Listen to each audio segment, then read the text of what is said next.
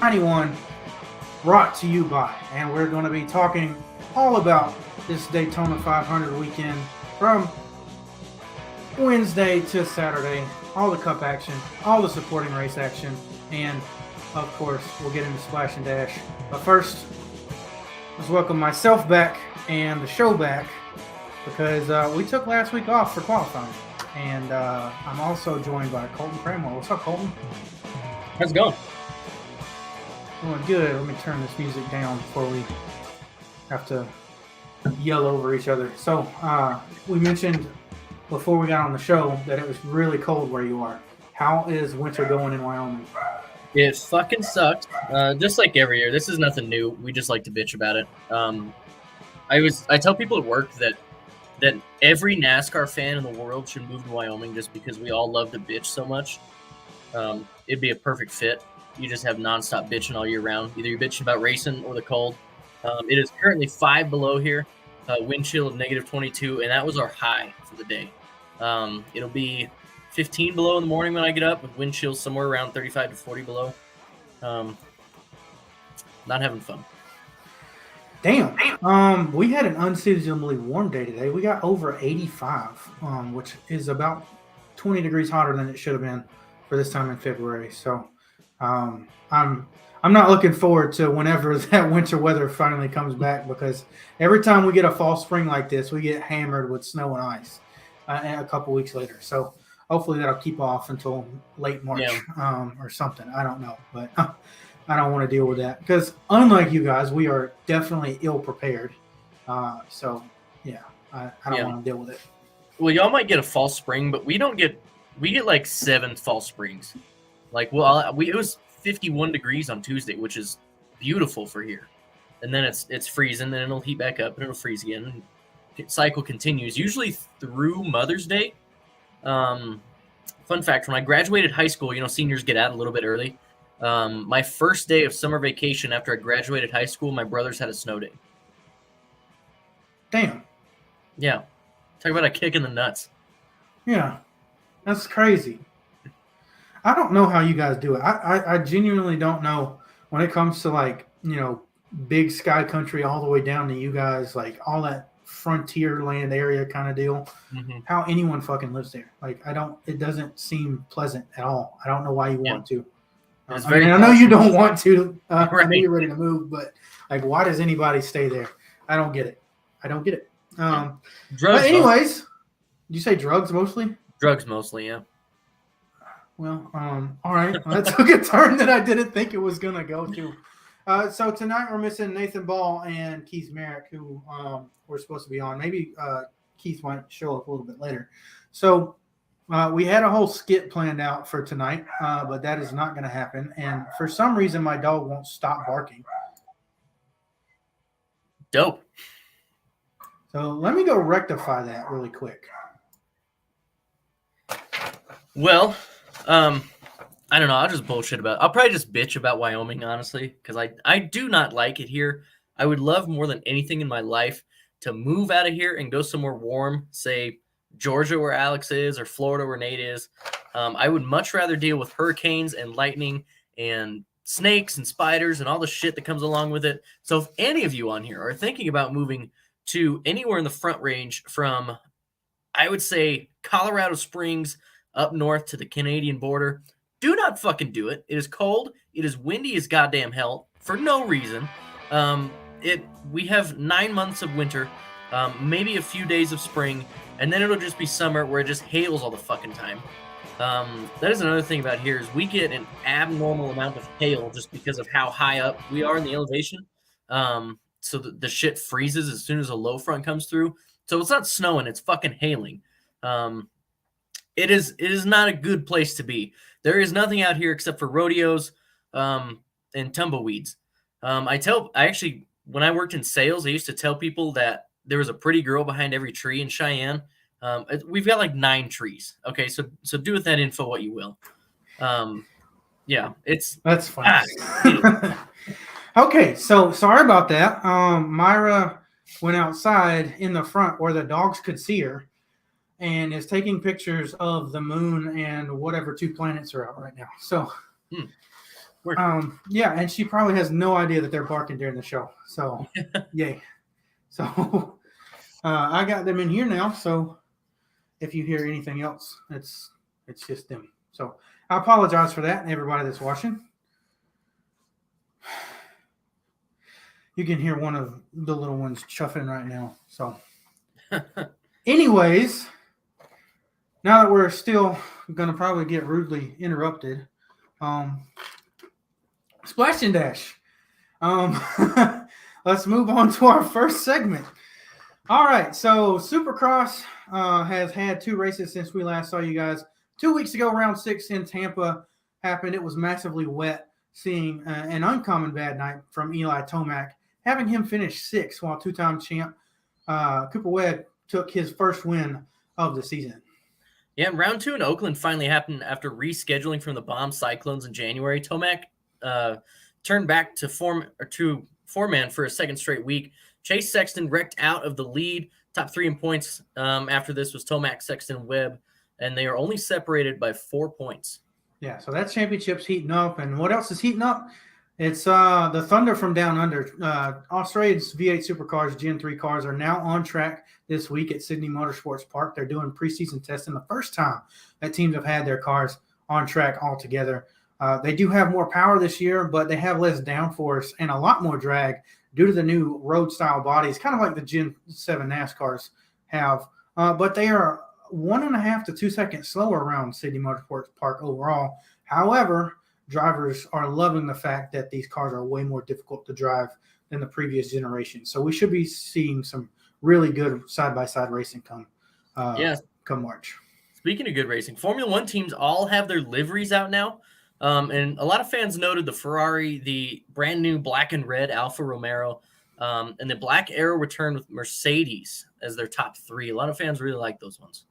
Yeah, and so we've got preseason testing coming with them here shortly too. So racing season is not quite all fully back in session, but it's mostly back in session. So that's Splash and Dash from around the world of motorsports, and the rest of the show is all about Daytona. So first and foremost, let's just make a little bit of note about the ARCA race because neither Colton or I really paid too much attention to it because I was asleep because working nights. But Greg Van Alst gave the fans someone to root for. I guess a blue collar guy. He went out there, got the win. Very small team.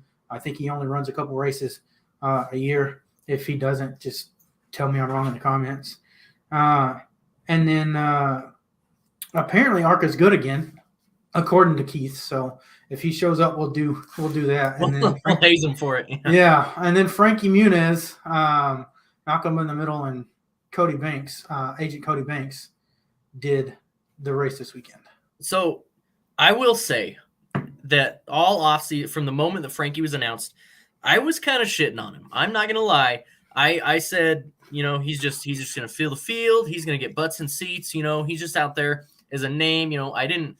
He didn't strike me as an actual racer, right? He just kind of struck me as a celebrity that likes to drive race cars. Frankie did fucking good. He really impressed me. Did you know that he was in the lights program for IndyCar? Yes. And he won, I think, 3 Indy Lights races, and he had prior to the reunification in 2008, or maybe it was 2010. I can't remember. But something else happened. Somehow he had a ride go through, but he was going to have a full-time IndyCar ride in either 2008 or 2010.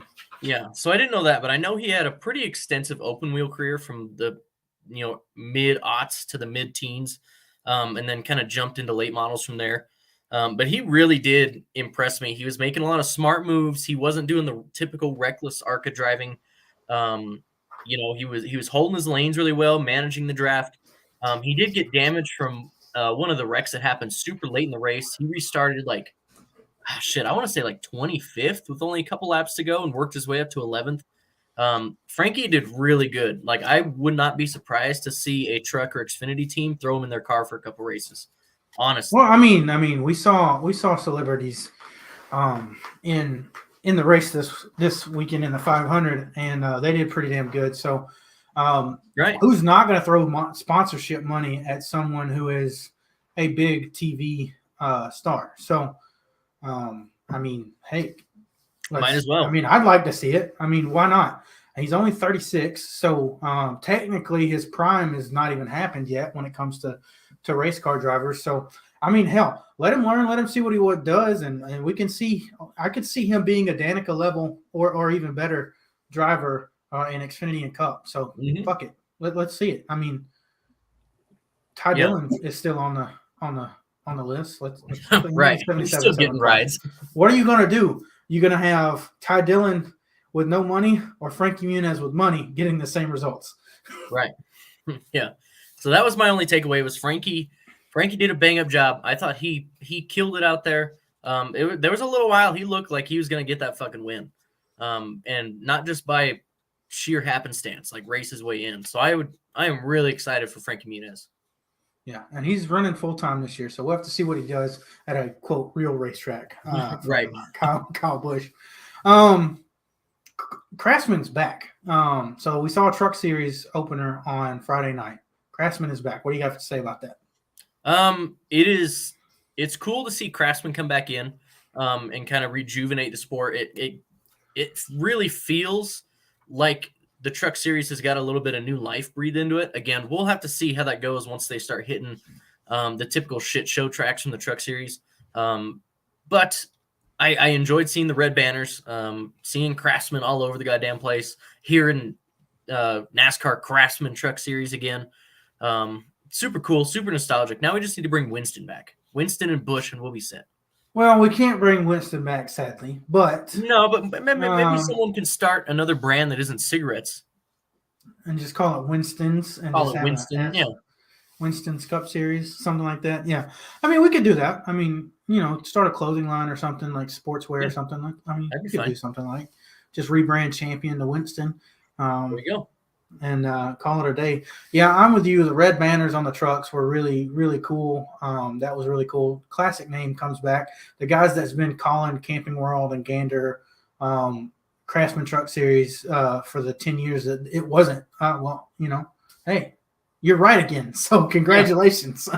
Yeah. I thought the race was the best of the weekend when it comes to actual racing. When they did go green, the trucks put on a better show than Cup and especially Xfinity as far as being able to pass and maneuverability and stuff like that. I don't know if it's because no one knows exactly what to do. They only get to race on those tracks, 3 times a year now. And, of course, you've got Matt Crafton and the rest of the field is just youngsters other than, Ben Rhodes. So I don't know if it was from that, but it just seemed to me that race was more racy than any of these other races that we saw this weekend. How did you feel with some of the movement around the garage? We'll start first with Haley Deegan. She's moved from the number 1 car to what was her car number? I don't even remember. I think it was 13 because she's driving for ThorSport now. Or ThorSport, yes. To me, Haley is rapidly losing relevancy. If she wasn't 20 years old, I don't think she'd have near as many eyes on her as she does. She just hasn't had the results that I've expected her to have after a couple of years. We'll have to see how this season plays out with it, being that she's in decent equipment now, and it's kind of dug her heels into the Truck Series, but I don't know. I'm really iffy about Haley. So new ride, we'll see how it does. Anybody that you were particularly paying attention to on Friday night? Yeah, fucking A, Roger Carruth. Duh. Yeah, that's our guy. Yeah. Yeah, so it was cool to see Roger run, and he was running pretty well. Got taken out really by his own doing, but that's just part of it. Like I texted you guys on Friday night, like you're only going to learn to make those mistakes or not to make those mistakes by making those mistakes. And what a better place to do it than the Truck Series when you've got a full-time ride. Go ahead and wad one up, lesson learned. Yeah, well, okay. So he was doing really good. He came from the back. He was at 3rd in line, so probably 6th or 7th. When he made that move, he had to run. He had to take it. Those were big runs all night. We saw him. I think it was good. Zane Smith's spotter, I feel like, is the reason that wreck happened, because I don't feel like Raja made a move too late. I do feel like Zane made a move too late, but I don't feel like it was either of their faults. I think the fact that Zane Smith's spotter wasn't on the comm saying you got one coming low a half a second earlier than he probably did, we wouldn't have had that crash. And they would have been 3 wide and everything would have been fine. But you can't change anything. It's all in the past now. I was really excited because, you know, he stood out on a track that he's never raced before. Or a truck, I should say, that he's never raced before. He's done ARCA at Talladega. He's done ARCA at Daytona. But these races are so much different and so much more volatile because of how that truck is just a block, and it just makes a pocket of air that just slingshots you around other guys. So I was really proud of the effort. But moving on to other people, how about Matt Crafton? I mean, he was a grumpy little ass like Friday night. Like, is he just geezing out there? Is that what it is? He might be. I mean, he could also just be like old man yelling at cloud, you know.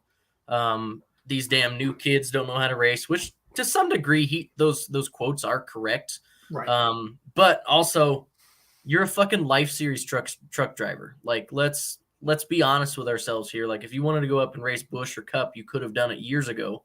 But he stayed in trucks, and this is, I don't know. I don't feel bad for Matt Crafton. I feel like he's another one that's drastically losing relevancy, just because he's been around forever and hasn't really done anything in a few years.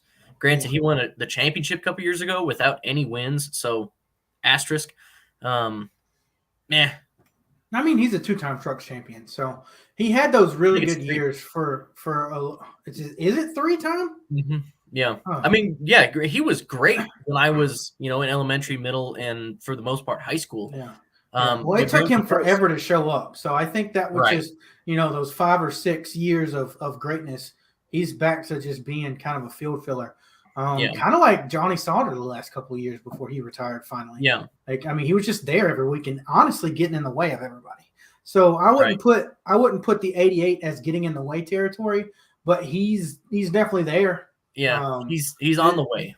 Yeah, he's sunsetting for sure. Kind of like I feel like Justin Allgaier is in the same position. Those two guys are kind of shifting towards the end of their careers.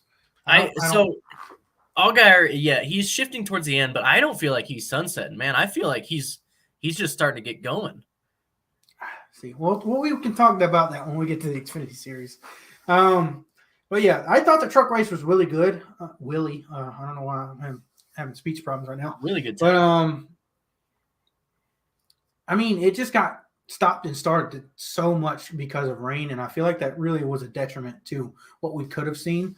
And on that note, it was the first Daytona truck race to be ended by rain, season opener or not. So, I mean, what did you think about that? Did you think we got the right bang for our buck, seeing as we did have the rain? No, a lot of that race was run under caution laps, just trying to wait out the rain, and trying to keep from losing the track. Obviously, without the rain, even if it doesn't go full distance, if it doesn't rain that first, I don't remember, 50, 60 laps, we would have seen a lot better racing. I feel like we would have seen guys really start to try out different strategies. But it just kind of felt like a kick in the nuts because it was like every 10 laps we were stopping for some reason or another. The racing that we got was fantastic. Damn it, I wanted to see more. There's nothing we can do. Yeah, I mean, we can't fight the rain until we get to flat tracks this year, apparently. So, I thought that we got what we were going to get for the rain-shortened race. It was actually a little bit better than I thought that the race was going to be. I thought there was going to be a lot more carnage than there was during the green flag racing. I was satisfied with what I got. My biggest issue was, why did they not call it and try to go racing that last time? We were at 10:30 on the East Coast, I believe, and they could have called it there because nothing changed after we tried the second time. So that was my only gripe with the win, or with the finish. With the win though, Zane Smith 2 years in a row. What do we think about that? He's getting it done. kind of Mickey Moused his way into that one. Is I think it was Hocevar said it, or Yeah, who was Hocevar it? I said think it that. was Hocevar. Yeah, it's rain. Right. I am not a person that dissipates any single rain race because it's not worth it. Chris Right. Buescher, Justin Haley, no rain race. Like you were there when it was meant to happen. So Right. that is what it is. So well, that's about it for the Truck Series. I'm looking forward to the rest of the year only because Raja's in it. If they turn around their shit show activities, we might see what's going on with how I feel next year if Raja moves up to the Xfinity Series, which I hope he will. Other than that, speaking of Xfinity on Saturday followed the ARCA race. I don't think we had any threat of rain or anything on Saturday, Oh, really? so we got a good clean race in. What did you think about the Xfinity race overall? I thought it was good. Kind of hard to pass, but I don't know if that was just the package because It's Xfinity, man. A lot of guys. Xfinity plate races are ass, dude. I mean, it wasn't horrible. Austin Hill was he's developing into one of the best plate racers in all of NASCAR. Yeah, absolutely. Just hands down, I think it's really hard to argue at this point, and he's not even made a cup start yet. So he definitely one to keep an eye on. I thought it was a good race. Towards the end, the JRM cars splitting apart. I thought that was fantastic. I saw a lot of people bitching about it on Twitter. They should have stuck together and waited till 2 to go or 1 to go. I thought it was perfect. Go get your bread. Like, fuck it. Let's race. Yeah, I will say this. I don't know if it was in our group chat or another group chat or somewhere else, but a lot of people were on Twitter saying how, Josh Berry's a terrible driver when it comes to speedways and all this other stuff.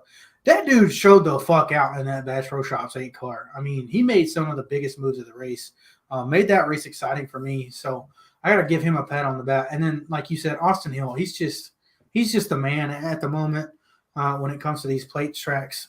So, I mean, it was a generic race for me. I thoroughly haven't 100% enjoyed a race at the Xfinity level since probably 2014 when it comes to these speedway races. Because once they took the dog ear package off, maybe it was 2016, whenever it was, the runs aren't there. The handling is not bad enough yet. And it's just, I don't know. I don't like plate racing though. So that's just an issue from my hand. Should have dominated the last 2 years. Okay, let me look up his stats because Justin has won a ton of fucking races the last 2 years, even with all them gone. The championship, right? Because there's a lot of luck involved with the championship. Yeah. But I think Justin's really been showing out. And granted, like you said, he's kind of getting older. He's a lifetime Xfinity guy. We all know that. Absolutely. He's this era's Elliott Sadler.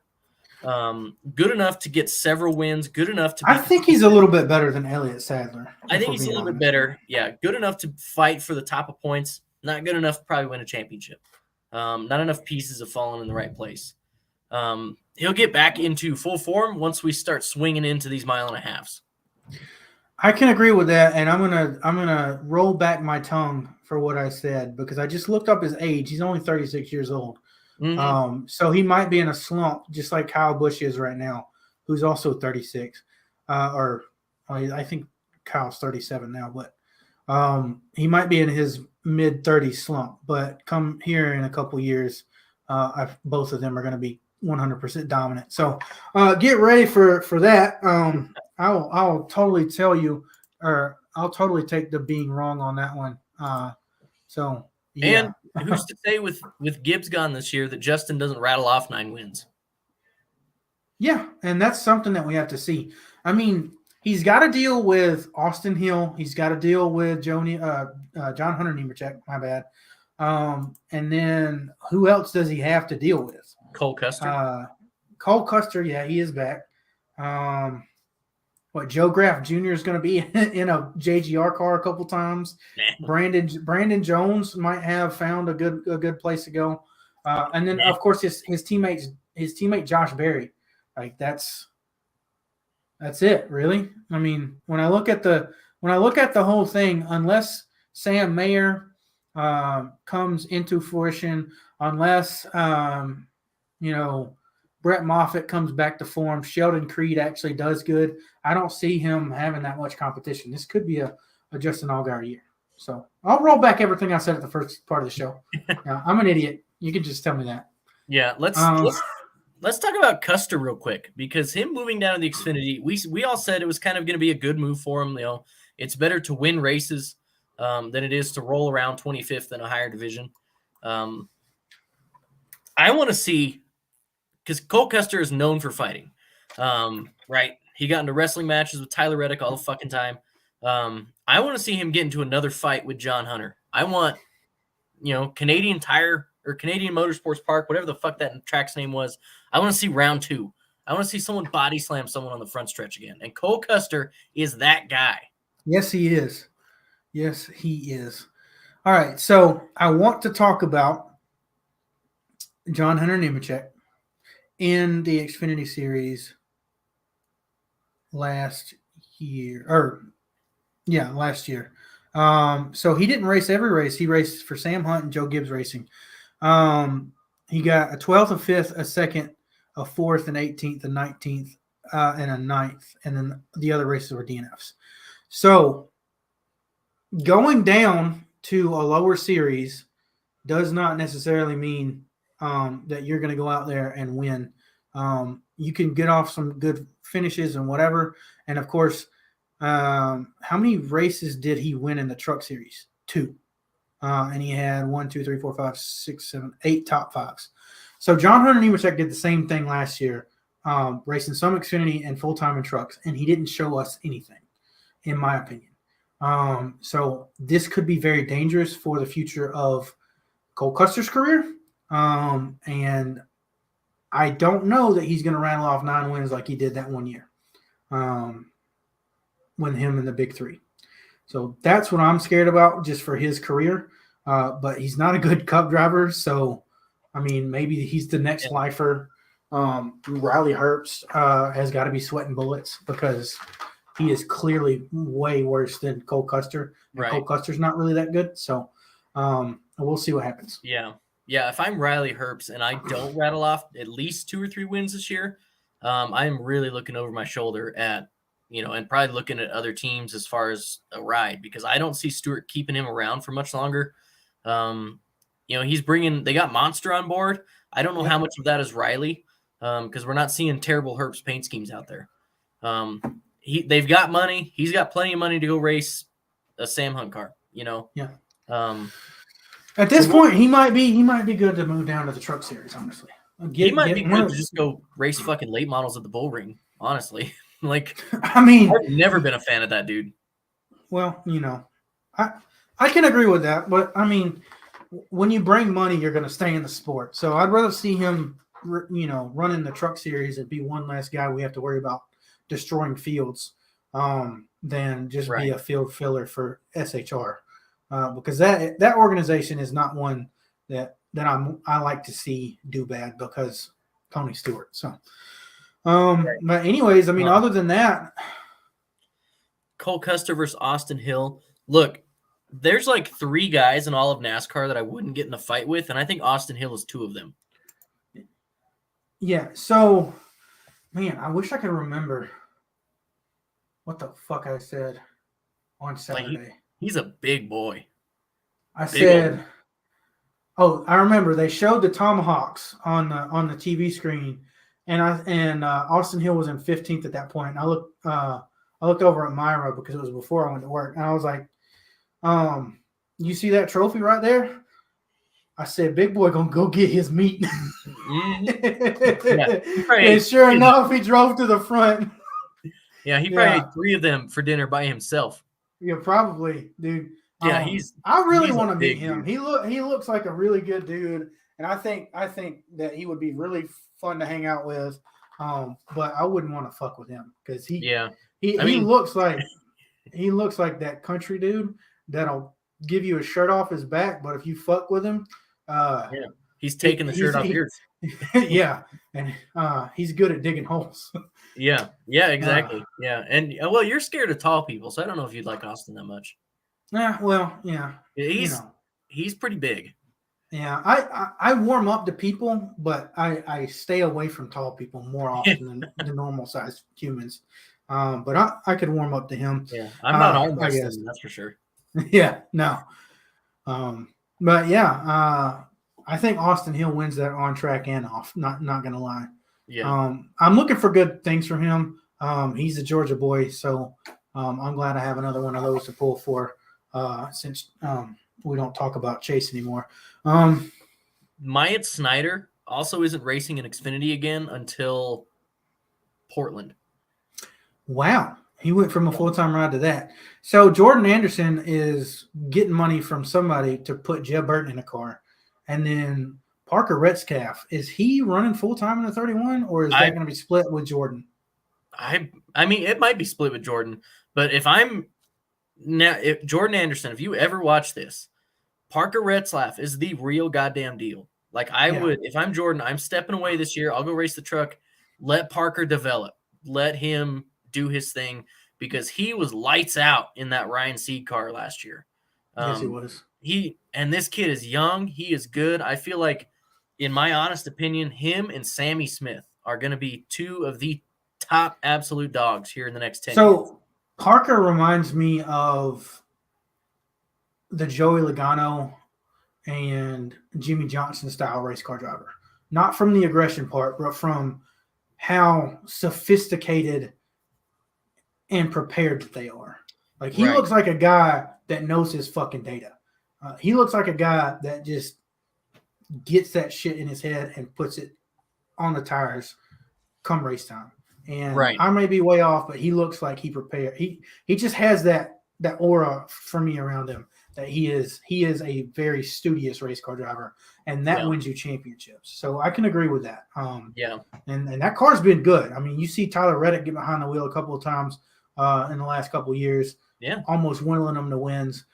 Jordan himself getting behind the wheel, doing top 10 runs. I mean, that car is not bad. Jordan is doing what Jordan is good at, and that's managing a race team. So, I mean, I'm looking forward to that. Is there any other seat swaps that we need to talk about or from the race?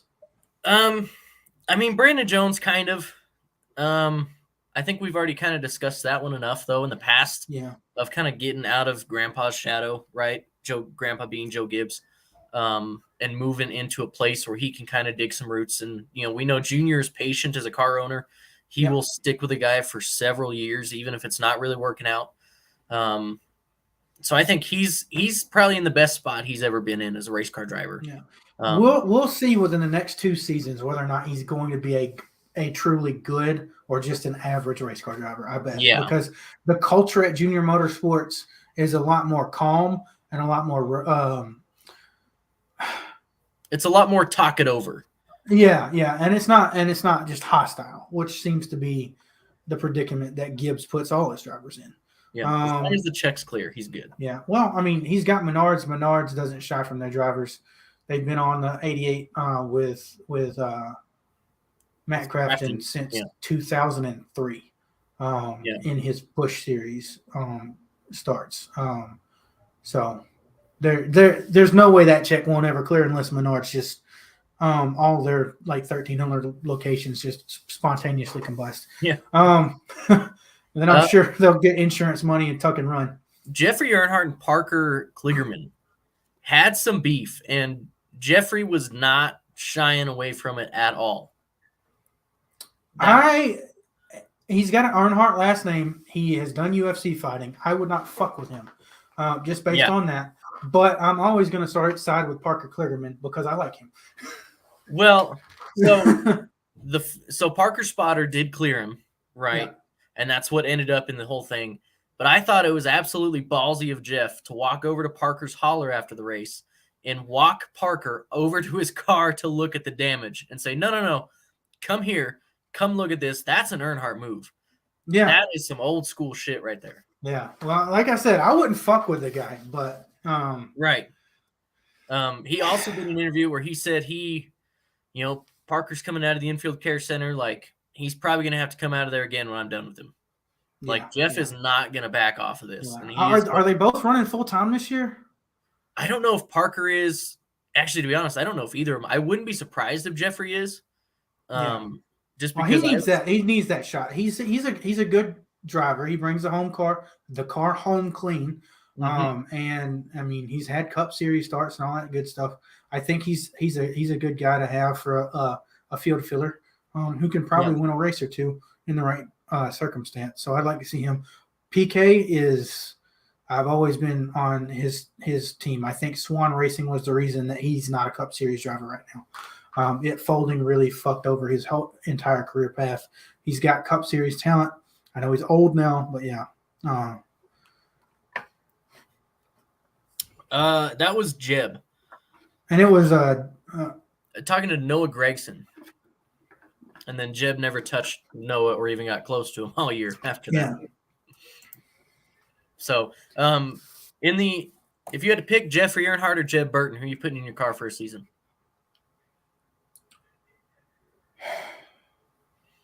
Because Jeb's a little flashier. He might get you a couple more wins. I think Jeb will I think if I can get a stable Jeb Burton, who's moves back to North Carolina and gets the fuck out of Virginia, comes to the shop every day, I take him all the time. But seeing as I could probably get a more dedicated Jeffrey Earnhardt, even though he's not going to get me as good of results, I think I'd keep him currently. If we're talking about, like I said, if we're talking about Jeb committing himself and moving back to Charlotte, then I'll take him. But right now, it's Jeffrey. Yeah, if there's a way to settle Jeff down and kind of level him out, they're Jeb. I'm kind of in that same boat. I'd probably take Jeb. I don't think the way that his dad raced and just went back home is a modern NASCAR thing. No. So I don't think he can follow in his dad's footsteps by doing that. So, but hey, that is what it is. So we want to talk about Daytona 500 Cup stuff. We can start with Monday and Tuesday. Nothing happened Monday and Tuesday. Where the fuck was first practice? Friday. Friday. That's where first practice was. Yeah. Well, yeah. What the fuck was that? Did teams even go out Saturday? I was asleep, so I obviously didn't know. Early Saturday. How many people went out on track on Saturday? Because I know there were a bunch of teams that were saying they weren't. Like I remember Bubba saying that they weren't going to do anything because they found what they had to found. I'm probably assuming that Denny went out with a 67 for practice just to get Travis more time in the draft. And then some of the smaller teams that were really bad on Thursday. That's the only thing I could see that would have done it. Why? Denny Hamlin on his new podcast said this too. If we're going to have 2 practice sessions, why the fuck weren't they before the duels and qualifying? For me, Drew Mason says there were less than 20 on track on Saturday. It was. Who the fuck cares about that? I don't understand. Monday night, we get the Daytona 500 pictures, and we send guys out for single car qualifying runs. Give them 4 runs. That way Chandler Smith and Connor Daly don't have to deal with the problems that they dealt with. Tuesday night, let's fucking qualify them. Wednesday night, let's have dual practice because we want prime time every night until we get to the 500. Let's do that. And then no more practice after the duels to Sunday. If you want to have practice on Saturday, do it because I'm sure teams will change a lot more in 1 practice than 2 between those 2 days. But you already have an action-packed Saturday, so you don't need it. I just think 1 practice qualifying, 1 practice race, and then you're set for the 500. Impound the motherfuckers. I don't care. No. Or give the teams 2 hours in the garage to make changes, but you test it in the 500. Yeah. You want some chaotic shit, do it that way. I don't know. If we're gonna the fuck off. If we're gonna keep with the no practice of the super speedways, at least at very least, run a rookie practice before qualifying. I think every car should hit the track at least once. We should do scenario. Qualifying practice. Have everybody go out there and set a time with 2 laps on the board, put it right back into the garage, teams can change anything they need to because they know that this part broke or this part didn't do right. And then that sets up qualifying lineup and then go right back out, 2 hours later, run qualifying and then go on Sunday. But the thing that pisses me off about not having practice in general is that I pay admission to go see cup drivers every day that I'm there if I'm camping. Secondly, how much fucking money did Big Bill's garage cost? How much money did the Daytona fan experience cost? And we're not having practice for these races. Right. What is the point of me buying a Big Bill expansion to my ticket to go and not see cup teams work on the cars during practice? A BRB, I got to grab my charger. My laptop is almost dying. Okay. Well, I'll go on this rant for whatever. So sorry for the interruptions tonight, guys. Obviously we weren't as prepared as we thought we were. But hands down, practice is what makes this stuff. I mean, we saw Connor Daly just not even get on track basically until the duel. That's a joke. Chandler Smith's car was not working in qualifying. That's a joke. I mean, all they had to do was give these guys 1 or 2 runs on Monday or Tuesday to say, hey, the car's working. We've got, a heat temperature cycle through everything, no problem with warming up the oil, whatever. And there you go. Okay. We would have found those problems for Connor on those 2 days, and he'd have been able to make a qualifying. I'm not saying that the 50 car or the 13 car would have made the race via time, but they could have. And the fact that they could have, I don't know, it sucks. And, Speedweeks concept is really dead right now. So, I mean, Drew says what he says, but also if we're going to continue with the name, we need to have action on track every night. And hell, bring back the bash at the beach. Fuck it. But other than that, as a ticket holder at Talladega, I want to see cup cars on track other than just Sunday too. So I don't know. Fuck the teams. They make enough money. They can spend it. I mean, I used to spend a whole fucking week practicing, 2 weeks actually for the Daytona 500. They can go out there for an hour every single weekend of practice. And if the networks don't want to cover it, well, fuck them too. That's why NASCAR's preparing to make a streaming service. So that is what it is. Qualifying. Are you as excited about qualifying as you used to be for the Daytona 500? No, but to be fair, I wasn't ever a huge Daytona 500 qualifying guy anyway, just because of the duels. Okay. But especially the last few, so whenever they started doing just one lap for everyone, that's when I really started to fall out, because it seemed like the second lap, some cars would wind it up a little bit more. Some cars, most cars would get too hot and your first lap was still quicker anyway. But I always missed that kind of mystique of, okay, well, how's your second lap going to go? And it always just felt a little bit more official to me. And this is just because I just don't like one lap qualifying runs. But it always just felt a little more official just to know that the drivers had 2 chances to go out and get it. Yeah, I think the problem with me is when we look at the other 500, they have 3 days worth of qualifying. They've got carb day, they got elimination day, and they got pole day. Well, those cars go out and they do 10-mile runs. That's 4 laps. They do an average of 4 lap speed.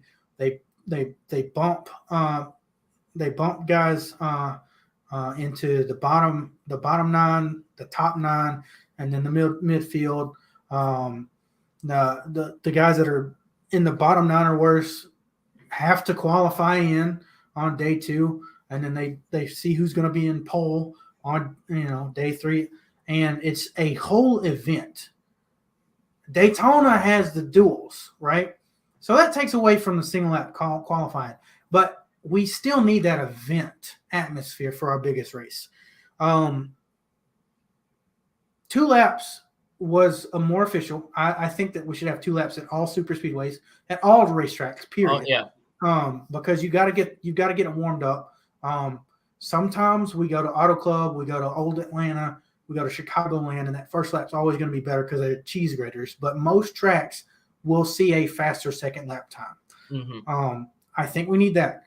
Why the fuck, if we've got two guys locking in to the front row, 2 guys locking in to the Daytona 500 via time, do we need an elimination style qualifying for this race? I'm fine. Do it at Talladega, even though it doesn't really matter. But there is no reason for us to go and re-rack the top 10 because that gave me nothing. That didn't do anything for me. I would have much rather seen these guys take two laps, talk to the drivers. For example, I watched qualifying for the 2003 500 the other day. They had 50 cars. That's 100 laps or 150 laps realistically with their warm-up lap before they take the green. It was 2.5-hour show, and they talked to every single driver some point during that show. That would make qualifying way better in my opinion. I think we are not far out from this. I don't think it's out of the question that by the end of the decade, either qualifying for the Daytona 500 is pretty much scrubbed or the duels are scrubbed. I don't think they serve their same purpose anymore. I don't know because I feel like we are on the precipice of having guys going home every week like we do in Xfinity and trucks because I feel like we had way more, I guess, I don't know, electricity last year across the board in 2022. Way more excitement with the series. I think the NASCAR with the platform, you can go buy this car. I can go buy this car if I've got $500,000. Yeah. And I can go take it to Atlanta and race the motherfucker if I make it in. I think for the next 5 years we're going to have go or go homers at a majority of races. Yeah, which isn't out of the question. But my point is more so like we're locking in the front 2, right, as always. And then we're now locking in 2 on speed on Wednesday. But we're not. But you are. But we're not. No, because that shit pissed me the fuck off. Right. That's what I'm saying, is that we're trying to lock in everything now to get rid of let's either just line the whole field up in their 2 duels, winner gets the pole, winner gets outside. Draw for your fucking Well, it's always been you start on the front row if you finish first or second on pole qualifying day. I don't mind that. My problem was we had Fox, we had Twitter, we had Facebook, we had NBC, whatever. Jimmy Johnson, Travis Pastrana were locked in the show based on speed, but they fucking weren't. And we've got to fix this shit because it pisses me off. Either they are or they aren't. You can't tell me that they're only locked in on speed if they don't race their way in. That doesn't make any fucking sense. Because you know what pisses me off? If Connor Daly doesn't have to or doesn't have problems, Austin Hill doesn't have problems, but he finishes in front of Austin Hill and Jimmy Johnson still finishes in 6th in that race, guess fucking what?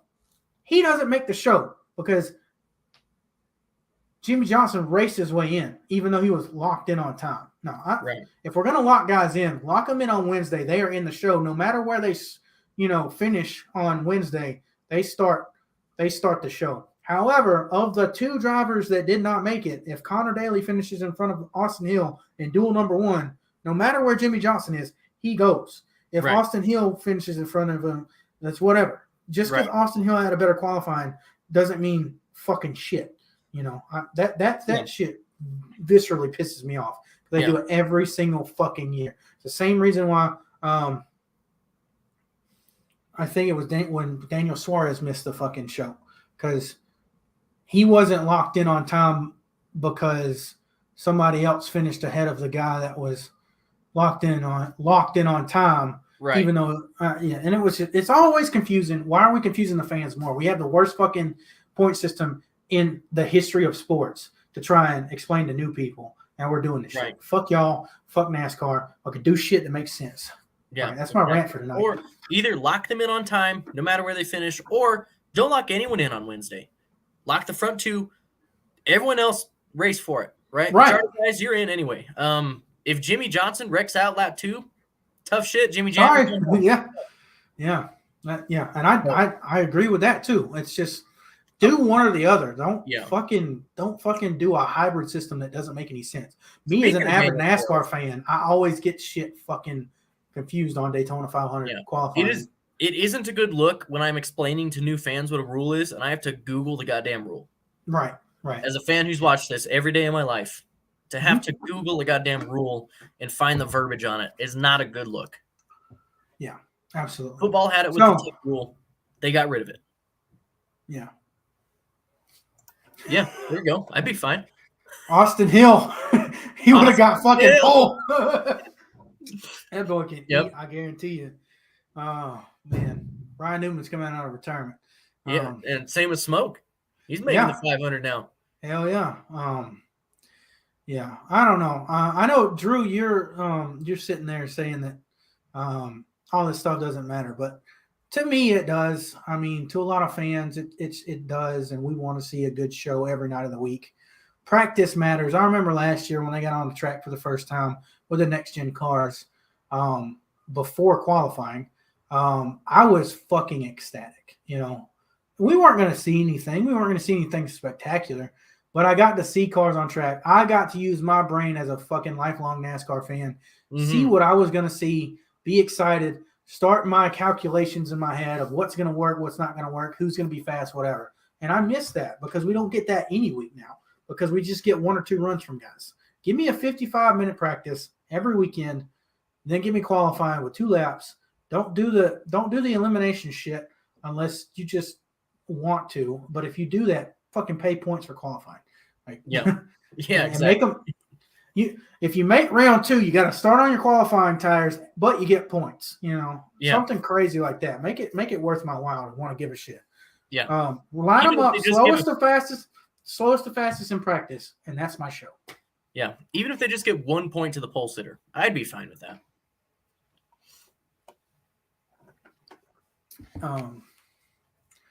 So, I mean, we can talk about that in a little bit, the comment that we just got, but let's talk about breakthrough drivers on Sunday. Not mentioning the winner, obviously, but guys that surprised you either way. They broke through and did really good, or they had a bust, essentially. I mean, which guys did you see on Sunday that finished where you didn't expect them to? Jimmy Johnson ran really, really well. Yeah.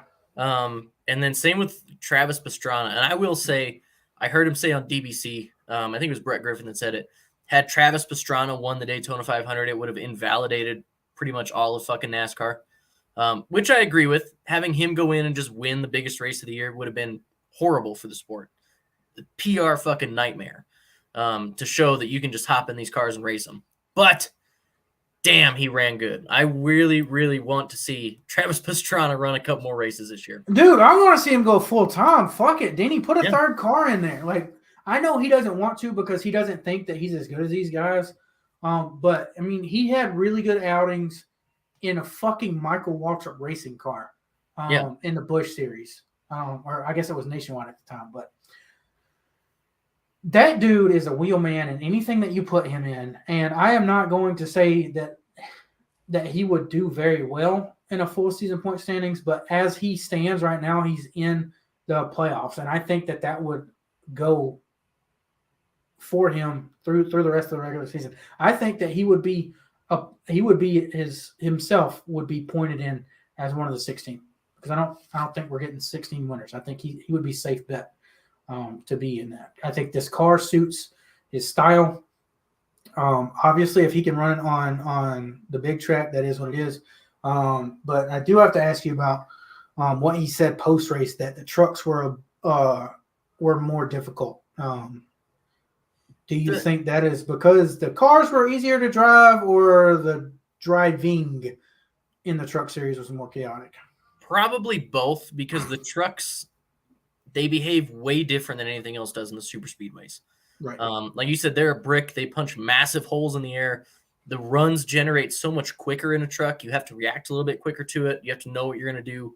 I think it also ties into the guys in the trucks. they're not going to lift like a Cup guy would. You know, Right. if someone behind you has a run and they're going to get on your bumper, guess what? You're going into turn 3. Like, you better make it. So, I mean, that's part of it. The inexperience in the trucks, I think, is a lot more to do with it, too. Guys are way more aggressive in the trucks as opposed to the Cup, where it's more conservative, hold your line. There's a bunch of factors. I think if you put them in the truck in a Cup car at like Las Vegas, I don't think those comments are the same.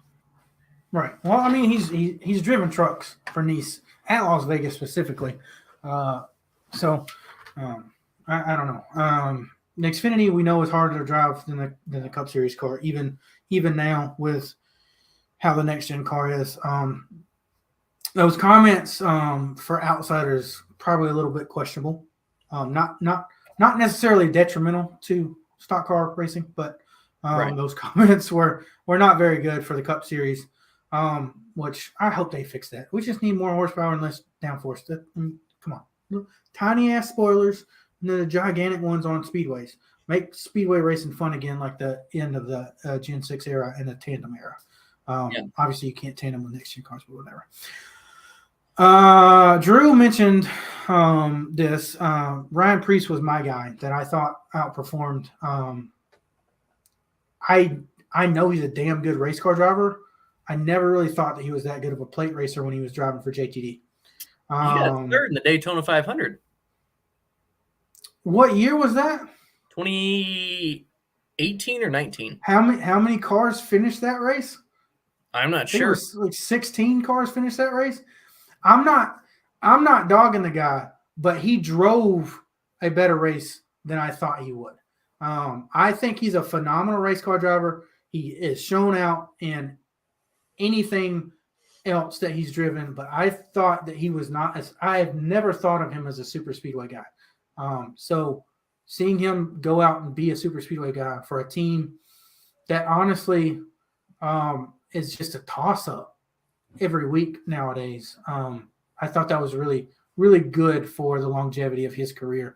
And I think that team and him is going to be a good pairing going forward. Yeah. I will say this. I did not like Tony Stewart in the booth this year, sucking Ryan Preece's dick every single time he could.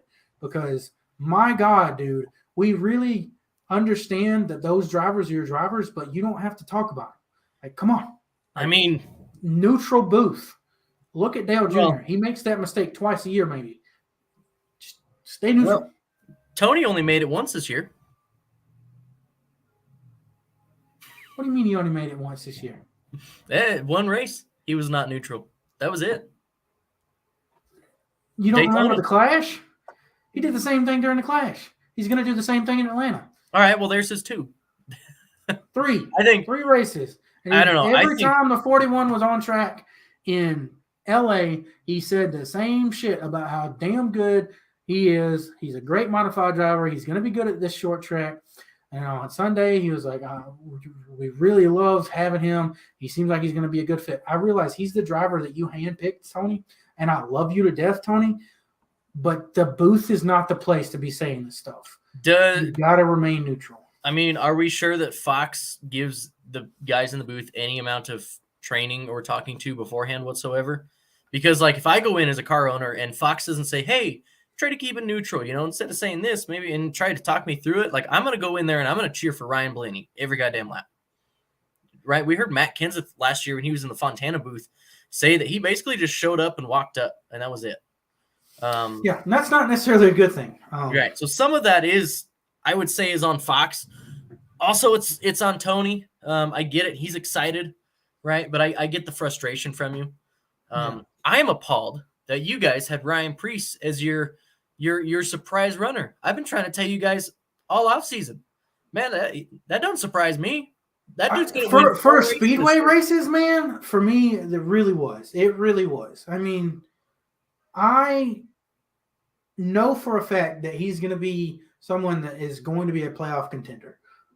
I am scared for my race team at 2311 and my guy Daniel Suarez because Ryan Preece is in the field, because that's another guy that they have to contend with to get into the playoffs. Okay, I'm scared about that, but not because of the 6th super speedway races. Like, this is worse for me now because now I'm like, shit, Ryan Preece is probably going to be better than Chase Briscoe this year. Like, I'm fucking telling you, scared. Ryan Preece is that dude. Yeah. He is talented enough to win 40 Cup races. I hope Matt Yost is watching because that's his guy. That's his modified guy, and we're Tony Stewart in the booth tonight because we are all over Ryan Preece.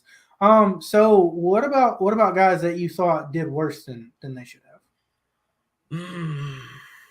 There wasn't a ton of guys that I thought should have been up front that weren't at some point or another. The lack of runs being able to be generated and the complete gridlock racing really inhibited some guys like Denny from really moving to the front like we normally see him all the time. So it was really hard to say because I feel like every guy that I expected to be up there at some point was up there. The Logano's, Harvick was mixing it up. Austin Dillon, Stenhouse, you always kind of expect to see them up front at some point. I will say McDowell is probably my biggest disappointment. Okay. Yeah. Just because I really expected him to play more of a factor. But I think that changes once we get to Talladega and we get a little bit more space to run. They have got to bring that wicker bill or a taller spoiler back to the next race because the speedway package with next gen cars is not fun at Daytona. It was okay at Talladega last year, and Atlanta is hot garbage. I think that track would be a lot funner with the ability to poke holes in the air like the trucks do. And for that, you need the giant ass spoiler with the wicker bill. For me, Tyler Reddick was the guy that I really thought was going to show out. I know he's not necessarily a guy that is good on plate tracks, but seeing as he has two teammates and Denny Hamlin to help, and Denny's car during the duels was the best car all night, I really was surprised that Tyler Reddick wasn't up there, especially with Bubba being the best of those three, and Travis being able to come from 2 laps down to finish, what should have been 6th or 7th before Eric Almirola totaled his ass. But to me, that was my biggest letdown. Obviously, he's my second favorite driver. Obviously, he drives for my favorite driver. So there's bias there, but that was the biggest letdown for me as far as performance-wise because I really thought that those 3 Toyotas alongside Denny Hamlin were gonna stomp the field, and that just didn't happen. And I really wanted Denny Hamlin to win because that 50th anniversary car is bad fucking ass. That's slick. Is he running that all year just for Daytona? I think it was just for Daytona. I'm hoping not because if they don't, I want that to be the primary. I want that to be the new primary because it's so much better than the other car. And it's like a throwback. It's very simplistic, chrome numbers. It looks like something straight out of the 70s. And and it is beautiful. I love that car. So we've gone through that. The biggest change that we saw in this week of racing, not just in the Cup Series, all 3 series, is we had the choose cone. I know I came on here and gallivanted about how this was going to be dumb. Did we think that it played too much of a factor during any of the races this week? No. Asterisk, because teams haven't figured out how to manipulate it perfectly yet. Right. Okay. So you're saying that we didn't see the benefits of it happening now because teams haven't done that yet. Okay. Yeah.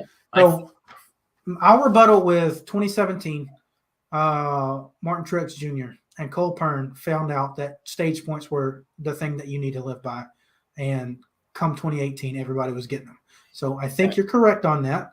I don't think it made nearly as big of an impact as I thought it was going to. But you might be correct in that I'm correct just 3 races from now, not the Daytona 500. Yeah, so, I think come summer Daytona and fall Talladega, we see it play a lot different role. I think RCR was really a guinea pig as far as how to split the lanes if you're going to split the lanes. Plate tracks don't let off on the inside line because everyone behind you knows what's going to happen, and they're just going to plow you through. So I think teams learn if you're going to split the lanes, hold the lanes for a couple laps, which is the ultimate takeaway, I feel like, from the choose cone at Daytona. Other teams, you might split them up. I don't know. Teams haven't figured out quite how to manipulate it. More so in the middle of the pack than I think at the front. Yeah, well, honestly, once you get into the middle of the pack, there's not really any reason with this current package, especially at Daytona, because it doesn't work. There's no reason to try and manipulate it because what are you going to do? There's no runs. I think at some point we're still going to see a huge chunk of the field take one line over the other and leave the other line out to dry. Okay, I still feel like that's going to come at some point. If it happens, I think it's going to be – if this rule does anything anywhere, I think it's going to be Talladega just because that's the place that this next-gen car has actually had a racy race in regards to speedways because the other two tracks, there's just no way to pass anything. Yeah. So we'll see. But let's get I mean, we've been basically talking about the racing overall so far, but if you were to grade this race, what would you give it? Probably a B-, maybe a C+ even. Okay. I feel like if we didn't have the gridlock issues that we had, it would have been a lot better. It also would have been a lot more calamity involved. Because these cars, there was a lot of laps that they were just looking for a place to wreck. Yeah. Well, I mean, handling is a bigger factor with these cars, but they're wider too, so you can't really do any more passing than you could before we got the big-ass spoilers in the Gen 6 car. It reminded me a lot of the 3-wide racing we got from 2015 to 2018 with the Gen 6 car. We were just going 2-wide. Those races were boring to me. These races are boring to me. Until we get a package where you can have slingshot runs, it's going to be boring. And, I mean, bump drafting does nothing because you can see drivers go straight back down the back straightaway, get 5 to 8 mile an hour faster than the rest of the pack in the lead, and then they just get sucked right back up by the time you get to the exit of turn 4. So I'm going to actually agree with Drew Mason on this one, C-. C- for a NASCAR race, A for a super speedway race. I don't give any credit when it comes to super speedway racing. You guys have heard me since the very beginning of this, despite the fact that Denny Hamlin and this race means a lot to me.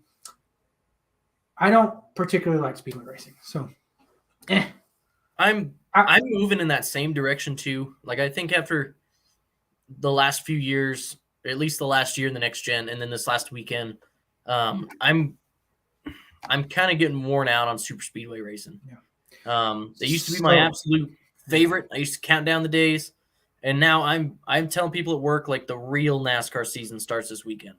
Yeah, and it's funny because they're the most popular because we've had this conversation before. It's the small brain racing that the small brain fans love. And the more technical and the more serious and the more passionate you get about the sport, the less you like it. Even guys like Denny Hamlin and Joey Logano and Brad Keselowski, who are fucking great at this racing, don't like it. So that's to me, I mean, that's where I do it. It's fun, it's entertaining, but you know, just because something's entertaining doesn't mean that I like it. So, I mean, the Fast and the Furious movies after the 5th one are entertaining, but they're not very good. Right? Yeah. I mean, I've never seen one of those, by the way. We'll have to rectify that. And if anybody doesn't know, we've had this discussion before on some of our wide open nights. Colton, Jared, and Nathan are not movie guys. I don't get it because I'm a big movie guy. So that is what it is. But that's a different conversation for a different day. On the fact about being worn out and disappointed, we got another Daytona 500 plus this weekend. We got two races that went into overtime, that went into caution over overtime and another caution. I need to know from you that I'm not the only one that thinks that we should abolish overtime. And Pete Pistone or Parker Kligerman, somebody put it on Twitter, said something about everybody complaining that we ended under caution, and now everybody's complaining that we end under overtime. So I tweeted whoever it was back, and I said, I've been here since the start. Fuck green white checkers. I hated it since the inception. Are you on my end of the towel now in hating this concept? I like them at not super speedway races. At Bristol and Martinsville, I will say throw Martinsville in with that one. At Vegas or Kansas or Homestead, I think a green white checkered is awesome. But I am not a fan because this race is ending under caution anyway. Right now, we're just changing it from let's ride out these last couple laps to let's go take a bullshit camera angle and try to figure out who won the exact second that Doug in the booth pressed the button. No, I cannot stand it anymore. And then not only that, but we just get it's just chaos. Nothing good has ever come out of a super speedway overtime or green white checkered ever. And we get preached at that we got to save these team monies. We're not going to do practice. We're not going to do qualifying for 2 years. We're not going to do this. We're not going to do that. We're going to seal motors. We're going to do this. You're going to only have 7 chassis that you can use. But you know what? When it comes down to the wire at a 500-mile event at Daytona or Talladega or a 400-mile event at Daytona or Atlanta, you're going to keep going until we think we've got enough footage to sell tickets for next time. Yeah. Fuck you and your budget because Dale Jr.'s complained about coming home with $1.5 million worth of scrap, and that's at the Xfinity level. These Cup cars are more expensive. Come on, I can't do it. And then they have the third camp where if we're gonna do this shit, we're gonna do it right.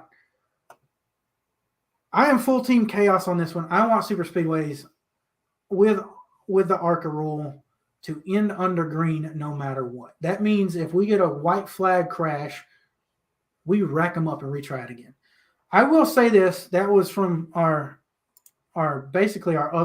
text-based host, Drew Mason, our biggest fan, I have to say, who we appreciate so much. I'm kind of for it. If we're gonna do it all the fucking way. Yeah. I'm the other way of not wreck any more cars. Just run the scheduled distance, the advertised distance. First one to 500 miles gets it done. Yeah, that's I would much rather would have won. Right. To me, it feels like if I go out to a restaurant and I'm unsatisfied with my food, and I leave there just being like, the meat wasn't that good or what, it was all right. That's kind of like a ending under caution for me, right? It's like, damn it, oh well, shucks, we'll get him next time. Kyle Busch won it. That's cool. But when we start racking up these overtimes and just ending it under the camera angles and trying to figure out the caution winner, to me, that's like the restaurant trying to right the order and try to make you feel better. And then the waitress just dumping the fucking food on you. Like it ruins my experience. And that's a perfect example. And for me, we'll talk about the wrecks in a second, but I feel like the wrecks here, especially with the next gen car, when the guys don't have parts and when these wrecks are violent as hell, I don't see the point. I don't see the point in trying to get somebody else hurt just to have an exciting finish. I'm satisfied. That race was the best race that we've had in a next gen super speedway. And it got tainted because we didn't end at 500 miles, because we went 500 and hold on, let me do the math because we did 212 laps. I can't do that off the top of my head. 2.5 times 12. We went 230 miles. Those extra 30 miles was like dumping the salt shaker onto your food and the head coming off. Mm-hmm. A little salt's good, but that much just ruined my plate. Yeah. And man, it just hugely sour taste in my mouth after that. Salty taste, if you will. But man, I don't know. I'm not a fan. And that might be part of my dislike for super speedway racing, is that I know at the end, almost no matter what, we're still going to have a shit show come the last 2-3 laps. Like, I almost don't know why we run 200 laps the Daytona 500 anymore. Let's just run 30 laps. Because now you're screwing these teams out of strategy, right? Kyle Busch and Austin Dillon, they had it perfectly aligned. Same with Brad Keselowski and Chris Buescher. Their strategy worked out perfect until that last caution came out. And then we ran an extra 30 miles and guys were running out of gas.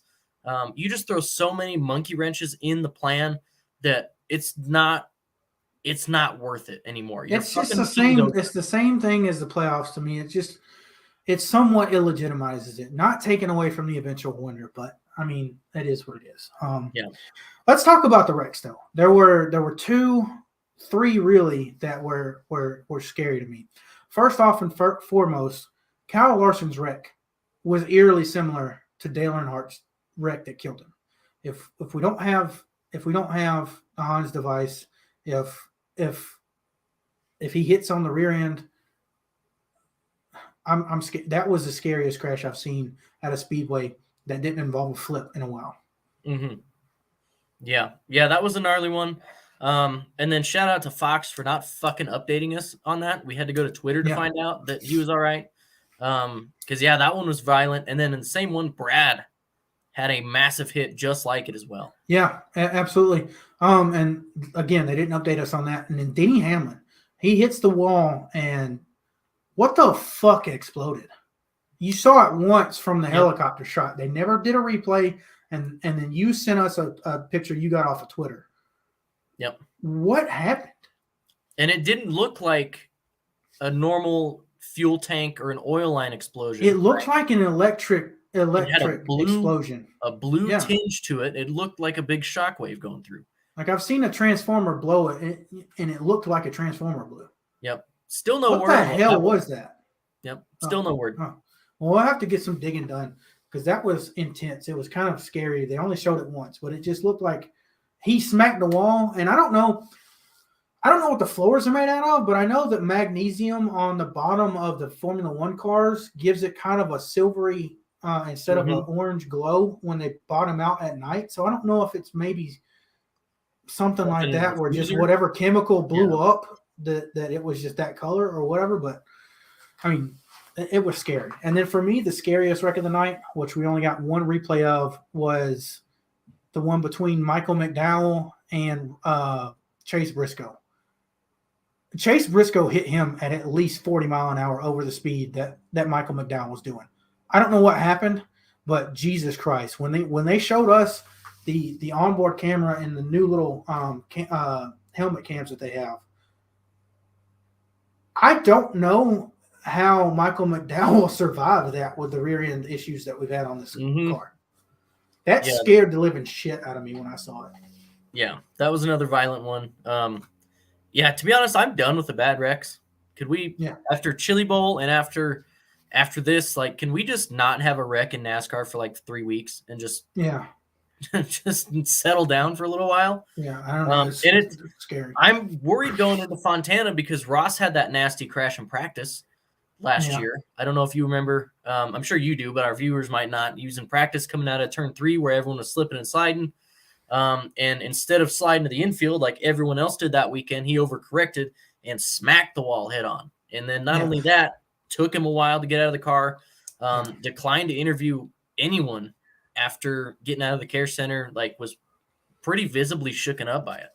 I feel like that's not going to happen just solely based off of the fact that we've had a year with this car. That was the first time. We know what the tire issues are. We subjected the tires to everything last year, and we haven't had any issues since probably the All-Star race at Texas. We hadn't had any issues since then, so we should be good. So we shouldn't see any D-Lambs this weekend. I wouldn't be surprised if we do. The cause isn't really my big concern. It's the fact that we're running at Fontana with flat corners and still cooking $190.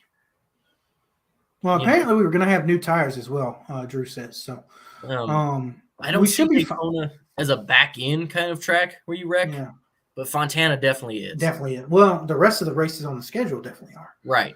I mean, so that's just something that we have to do. The rear end clip, I hope it does its job because I don't want to see another Kurt Busch happen. But Byron's did fold when he wrecked. His did crumple in quite a bit. Yeah, you're right. I had to remember there was so much shit that went on that race, and I was enraged most of it. Speaking of the enragement, speaking of brought to you, which is our stuff, we're gonna get into the Fox broadcast, but first, I do want to say our partner, brother, or I guess our brother in arms over there at LTC. They have had a loss in one of the families over there. And I do want to take a moment to say, please have your thoughts with the whole crew over there. They're not doing anything this week. It could be another couple weeks before they get back going. They've had a family event that's happened that's pretty shaken up the whole crew. So we wanted to reach out and say that we're thinking of them. And if you guys could go give them some support as well, just tell them, that they're thinking of them, that you're thinking of them. We would very much appreciate that. And with that being said, let's get into the Fox broadcast because now it's about to get ugly. Colton, go first because Alex Rance is about to return harder than it has probably ever. So on the commercial side, I get it. I saw Mike Joy's tweets afterward. They're trying to front load the commercials so that towards the end of the race, we can have more green flag laps. We all see in the chart that was floating around on Twitter, it's roughly the same amount of percentage of race we've always missed. I will say this about that. Jake from GP Laps on YouTube and Twitter, he did that. He only included 2011, 2001, and the 2023 race. I think the subset that he watched and went through, realistically, watching from 2001 to 2023 is not viable in the time span between the Daytona 500 and when he made this tweet. That subset, just coincidentally being the same, doesn't necessarily make the point that you can say, oh, see, this is not a new issue. Right. I want to see the stats from 2002 when NBC ran it. I want to see the stats from 5 years ago, from 10 years ago, 15, a couple other different variables, right? What about CBS prior to 2001 when they were airing it because they were also airing it over the air? Yeah. This kind of stuff. I don't know. So I get it. They're front-loading commercials. Point being, this is 2023. Fox is making more money than ever off their TV broadcasts. We know this because each year it seems like they have record-breaking profits. This is the biggest race of the year, and we missed 78 laps. We missed 200 miles of the Daytona 500. We missed 40% of the goddamn race. I don't want to hear we only missed this many green flag laps. Fuck it. I don't want to miss any green flag laps. They came out with a stage idea, a big talking point was that, hey, this is going to help mitigate some green flag commercials because we're going to be able to stuff way more commercials in this long caution break right here and these two long caution breaks. Not only that, we're at super speedway racing. 9 times out of 10, we're going to have an ass ton of cautions, right? It happens. Yeah. Plan all your commercials for that. If it goes green, sorry, Coke Zero, we don't get to play your commercials 61 goddamn times. Right, and it's not like we're the Super Bowl where every commercial is different, right? If that was the case, that's the case, right? I get it. Right. The Super Bowl has no repeat commercials from the time that it starts to the time that it folds. We have the same fucking commercials every time. Some of those are even NASCAR commercials. Why are you broadcasting commercials for yourself to watch the race if I can't watch the race because you're broadcasting a commercial during the race? Stop it. Yep. Here's the thing. Going back to that graph that Jake put up, 11 commercials during green flag laps or whatever the hell it was. The fact that you just pointed out stage racing was supposed to mitigate this and it didn't, that is a big deal. That is a massive deal. We didn't see any more green flag racing, even though that was the point of doing this way back in 2017. We had commercials during the race to show segments of the race. I think that was a brilliant idea if that's what we were doing during green flag racing. Wendy's, Toyota, I love that. But we still had to see one of your commercials during those segments. That Pete Pistone, we had an argument on Twitter about this stuff. He was like, "Well, what do you want to do? It's the biggest show of the year, the most audience. This is where they're going to make the most of their money." I said, well, I don't know. I watched so many racing series that here we go. We've got A, cautions, B, stage breaks, C, side by side, like the Indy 500 did last year for every single commercial, unless it was under caution. We've got these new ad breaks during the race where you get a 20-lap segment sponsored by X or whatever, which I think, again, is a brilliant idea. You have got so much space around the perimeter. You've got ads. Let me get this right. You've got ads here on your banner where you've got your standings. You've got all this space here where your ads are running because you got in-car cameras and everything is sponsored by something. Well, guess what? You got this section over here, and you got the head section. Ads all over the place. I don't care. That as long as I can see the racing. Put ads all across the screen every single time. The local short track, they have in these big races, they've got lap sponsors. There might be a 300-lap race over in Florence, and they'll have laps 1 through 10 sponsored by WVKFM 4900, 3000, whatever the hell the radio station is. The next one's the local news. The next one it's mom and pop shop. The next one it's local Burger King, whatever. And it's, laps 1 through 10, 11 through 20. Why are we not doing that with banners all 4 sides of the screen? Secondly, we have the ability to put digital advertisements in the grass, digital advertisements on the pavement off the track, and digital billboards all the way around the track. They do that in Formula One. They do that in IndyCar. You guys used to do that. They do that in Supercross. They put that shit on the fucking track in Supercross. Yep. Come on. We have the technology. We do not. We get fed ads so fucking much in the American society. And you get paid so much to put ads on. Just do it during the broadcast. There's no excuse for us to miss any single green flag lap. We missed green flag pit stops where the 2 packs came back together. We missed that.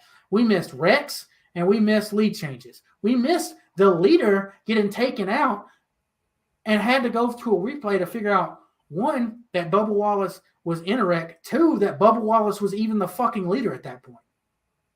Yeah. What is McDonald's paying for? Because right. McDonald's put that car on the track for $1.5 million. McDonald's didn't even get airtime while that car was in the fucking lead, except for a replay because he went to the wall. I did bring this up on Twitter. If I am a team and I'm watching any broadcast in NASCAR, I am pissed and I am shaking because there's no reason that a sponsor would want to sign onto my car for, let's say, $1 million a race, right? 20 million is a year. Let's say ballpark at $1 million a race. As a business owner, why would I spend $1 million to sponsor this car where I might get a couple tweets, and if the paint scheme looks absolutely fine, maybe a couple people are up in arms about that, right? Other than that, you're not getting exposure unless you're at some 1.5 miles where they're just going to show the leader kick rocks on everyone, right? Why would I pay to put my name on a car when I can just pay $1 million and get 40 fucking commercial slots, however many they get? Maybe it's 10. I don't know. Yeah, I don't know. Yeah, I don't know what it is. It's got to be cheaper than paying for a goddamn race car.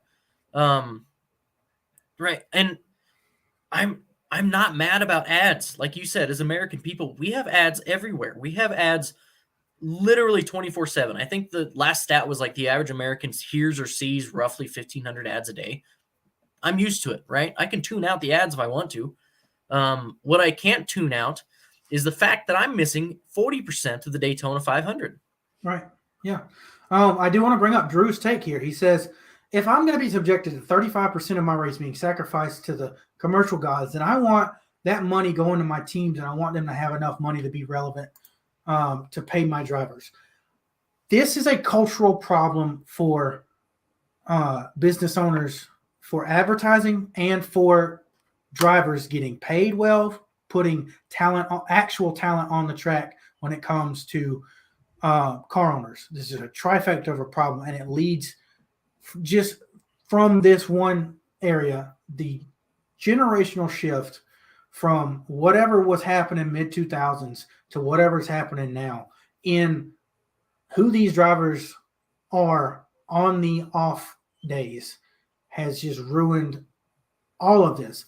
Sponsors used to be able to rely on their driver going to grocery stores to do events. They used to rely on them going out and into, and this could have a lot to do with COVID, honestly, going out into the midway and being at different places every time. We've gotten some of that back, but a 15-minute Q&A with Eric Almirola or compared to having Trackside Live and all this other stuff where they were out there for autographs and not just a Q&A to a crowd where you could meet these drivers is tanking the resources. But also, like I said, going to grocery stores and stuff, the drivers aren't accessible. So the sponsorship is not getting that part of the money, as well as what you said is they're not showing the races how they should have. Back in the day, you watch ESPN, you watch TNN, you watch TNT, you watch NBC and CBS prior to this most recent contract. If Martin Truex Jr. is running away with the field, they're going to show 15th and 16th having a battle. They're going to show this having a battle. But Fox and to some degree, NBC doesn't do that anymore. And they will just hammer down that Martin Truex Jr. is in the lead and he's going to lead 360 laps at the Coke 600 or whatever. And they're just going to show that. So activation's not there. Screen time's not there.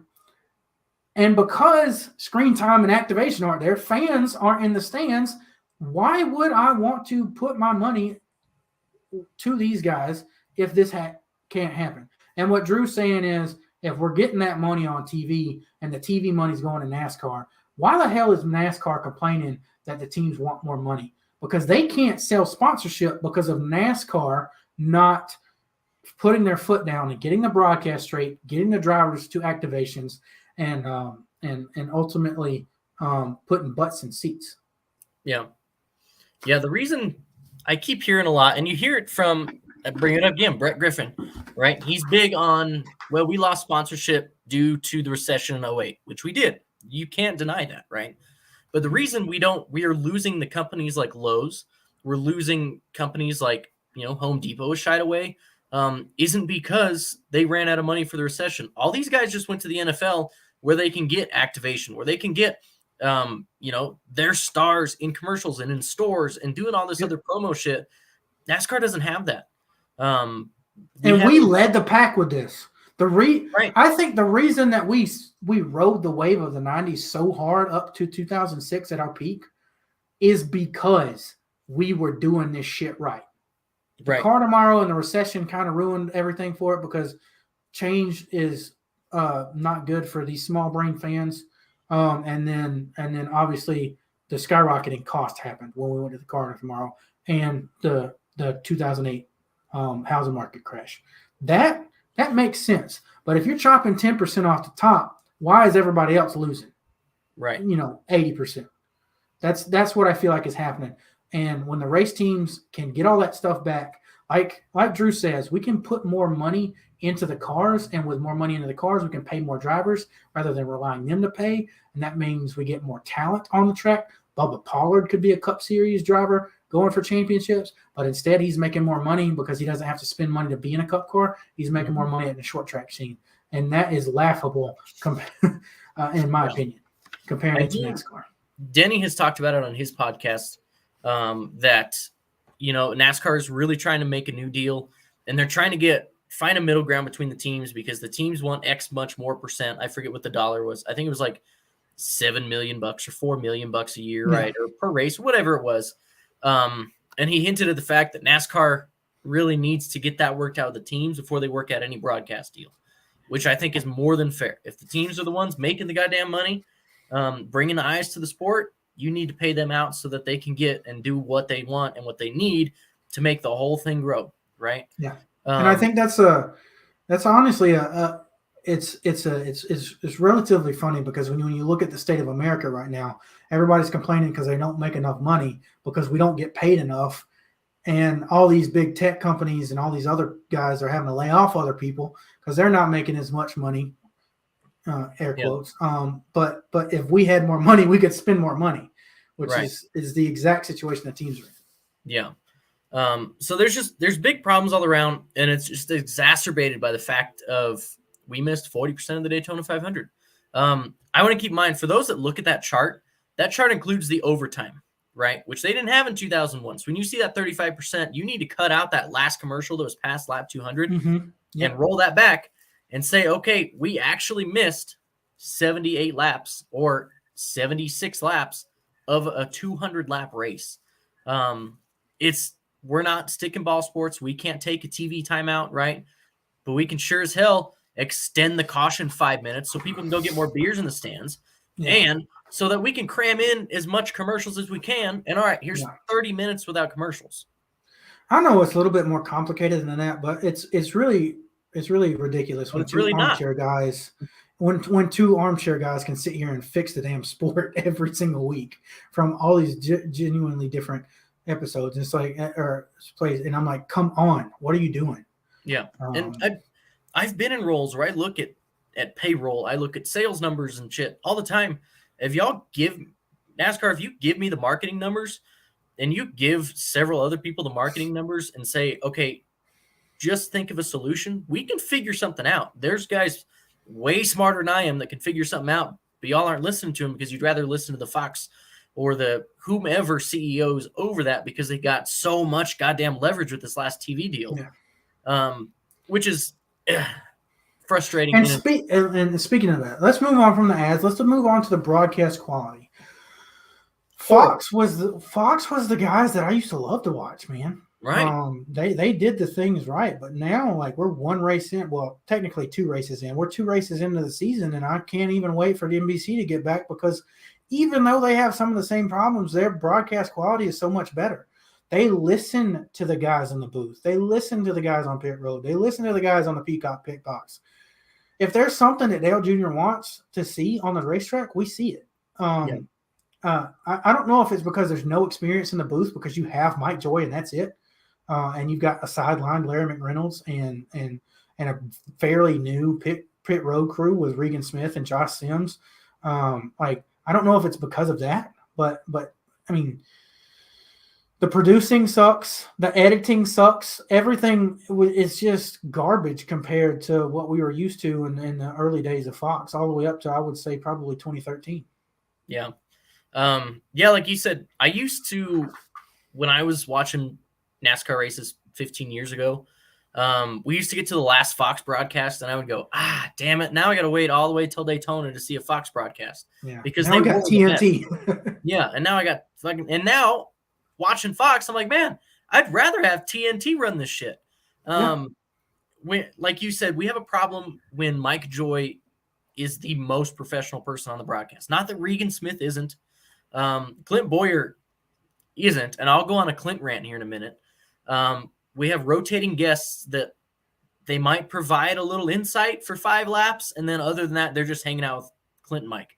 I don't want to hear that. I don't want to hear guys hanging out in the booth. I don't want to hear, and I'm sorry, I'm going to take a jab.